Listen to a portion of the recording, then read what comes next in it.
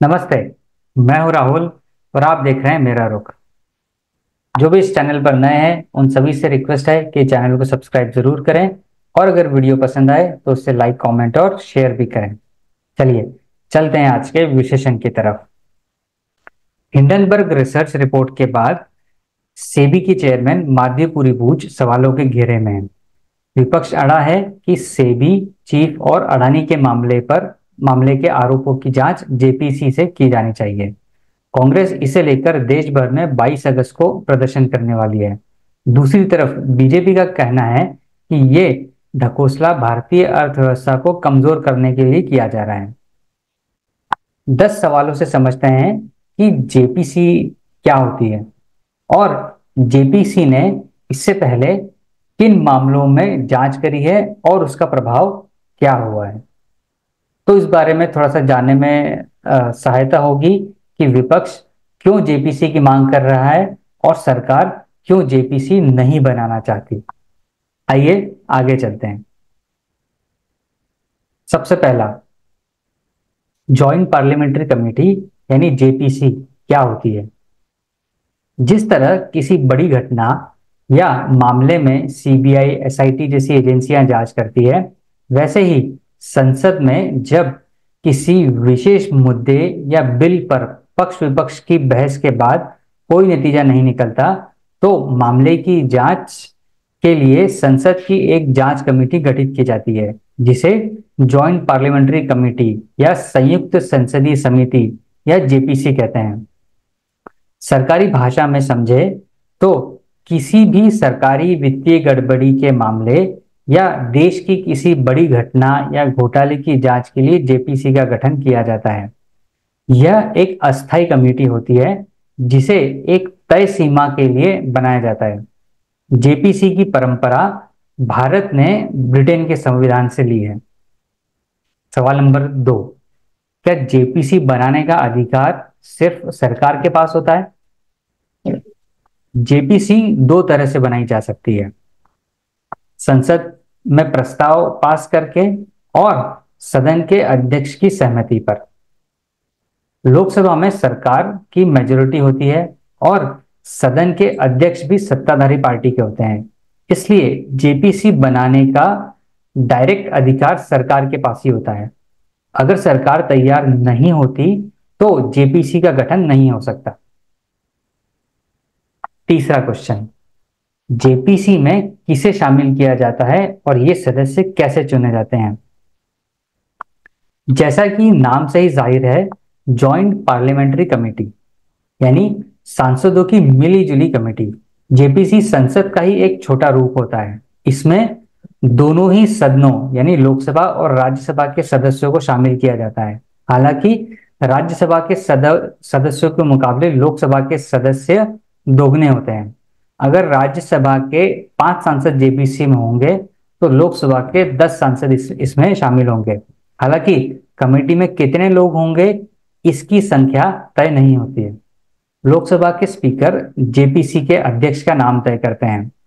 लोकसभा के सदस्यों को जेपीसी में शामिल करते वक्त कोशिश की जाती है कि इसमें मेंबर उसी रेशो में रखे जाए जिस रेशो में लोकसभा के पार्टियों के सांसद हैं, यानी इसमें भी सत्ताधारी पार्टी का बहुमत होता है।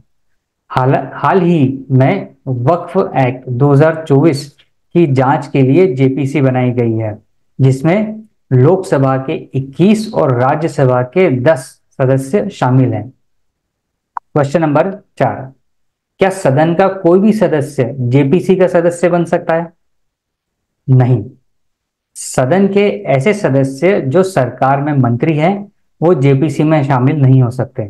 वही जो सांसद जेपीसी में शामिल नहीं होने की इच्छा रखते हैं उन्हें भी नामित नहीं किया जा सकता। जैसे पर्सनल डेटा प्रोटेक्शन एक्ट 2019 को जांच के लिए दिसंबर 2019 में जेपीसी के पास सौंपा गया था। बीजेपी सांसद मीनाक्षी लेखी इस जेपीसी की अध्यक्ष थी, लेकिन जुलाई 2021 में मोदी सरकार में मंत्री पद की शपथ लेने के बाद में मीनाक्षी लेखी ने जेपीसी के अध्यक्ष से इस्तीफा दे दिया था। क्वेश्चन 5, जेपीसी क्या काम करती है और ये कितनी पावरफुल होती है। जेपीसी संसद के दोनों सदनों के जरूरी मामलों में मदद करने के लिए एक व्यवस्था है। आमतौर पर जेपीसी का गठन कंट्रोवर्सी या लेजिस्लेटिव मामलों में जांच करने के लिए किया जाता है। जेपीसी के पास कई विशेषाधिकार होते हैं जो उसे पावरफुल बनाते हैं। आइए उसके बारे में जानते हैं। एविडेंस जुटाना। विशेषज्ञ, पब्लिक बॉडी, कंपनियां, लोगों या पक्षों से जेपीसी एविडेंस जुटा सकती है।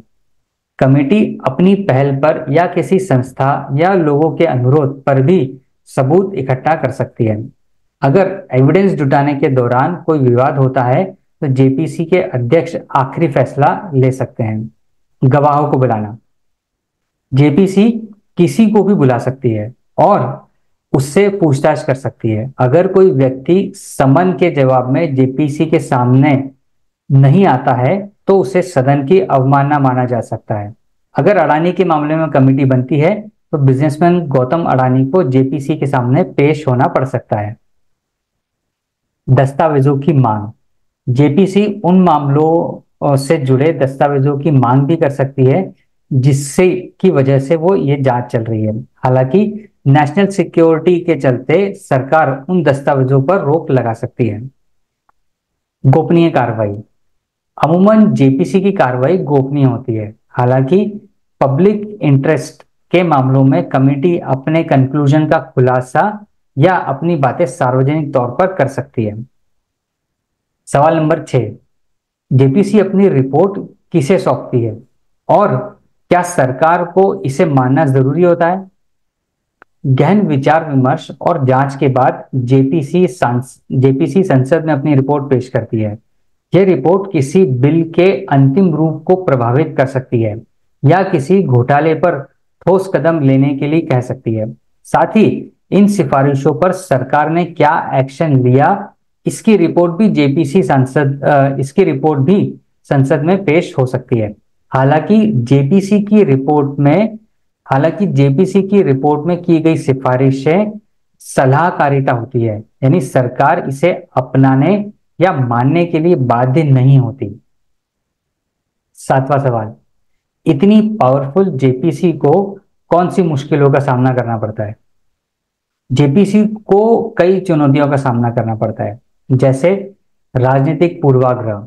जेपीसी पर अक्सर पक्षपात का आरोप लगता है, खासकर तब जब इसमें शामिल ज्यादातर मेंबर सत्ताधारी पार्टी के हों। इससे कमेटी के निष्कर्ष पर भरोसा कम हो जाता है। बेअसर सिफारिशें। जब जेपीसी सिफारिश करती है तब भी इस बात की कोई गारंटी नहीं होती कि सरकार उन्हें लागू करेगी, क्योंकि सरकार के लिए जेपीसी की सिफारिशों को मानना बाध्यकारी नहीं होता। समय की कमी। जेपीसी तय समय के लिए बनाई जाती है, इसके चलते उसे समय की कमी की दिक्कत हो सकती है, खासकर तब जब जांच किए जा रहे मुद्दे काफी जटिल हो और इसके लिए विस्तार से जांच एवं एनालिसिस की जरूरत हो। सवाल नंबर 8, किन मामलों के लिए जेपीसी बनाई गई और उसका क्या हुआ। भारत में आजादी के बाद से अब तक 6 बड़े मामलों में ज्वाइंट पार्लियामेंट्री कमेटी बनाई गई है। इसके अलावा जेपीसी का प्रमुख काम विधेयकों की स्क्रूटनी करना है। हाल ही में मोदी सरकार ने एक जेपीसी बनाई जो वक्फ एक्ट की जांच करने वाली है। 2015 के बाद से अब तक सरकार ने 11 बिलों को जेपीसी की स्क्रूटनी के लिए भेजा है। सवाल नंबर 9, अडानी ग्रुप को लेके हिंडनबर्ग की रिपोर्ट में क्या है। 10 अगस्त 2024 को अमेरिकी कंपनी हिंडनबर्ग रिसर्च ने एक रिपोर्ट जारी करते हुए सेबी की चेयरमैन माधवी पुरी बूच पर गंभीर आरोप लगाया। विसल ब्लोअर डॉक्यूमेंट्स के आधार पर रिपोर्ट में दावा किया गया कि माधवी पुरी बूच और उनके पति धवल बूच ने अडानी ग्रुप से जुड़ी ऑफशोर कंपनियों में हिस्सेदारी खरीदी है। इससे पहले 24 जनवरी 2023 को भी हिंडनबर्ग रिसर्च ने अडानी ग्रुप पर वित्तीय गड़बड़ियों का आरोप लगाया था।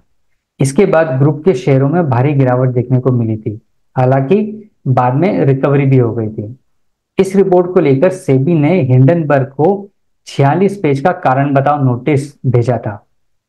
10वां और आखिरी सवाल, क्या सरकार इस मामले को जेपीसी को सौंपेगी? मौजूदा वक्त में केंद्र सरकार में बीजेपी के नेतृत्व वाले एनडीए में मोदी सरकार है।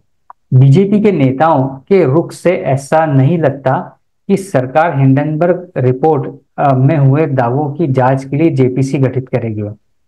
12 अगस्त को बीजेपी सांसद रविशंकर प्रसाद ने प्रेस कॉन्फ्रेंस कर कहा था कि कांग्रेस टूलकिट गिरोह के साथ मिलकर भारतीय शेयर बाजार को खत्म करना चाहती है।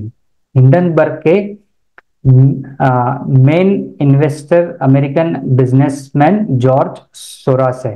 ये प्रधानमंत्री नरेंद्र मोदी के विरोधी और टूलकिट गैंग के हैं। राहुल गांधी इनके एजेंट हैं।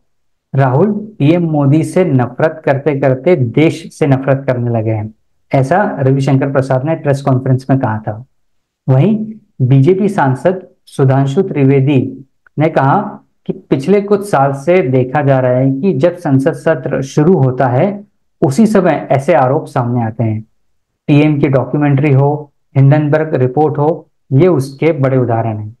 साफ है कि विपक्ष के तार विदेश से जुड़े हुए हैं। ये बात सुधांशु त्रिवेदी जी ने कही। तो ये था छोटा सा एनालिसिस जिसमें ये बताने की कोशिश की गई कि जेपीसी क्या होती है, जेपीसी के क्या पावर्स होते हैं और जेपीसी क्या कर सकती है।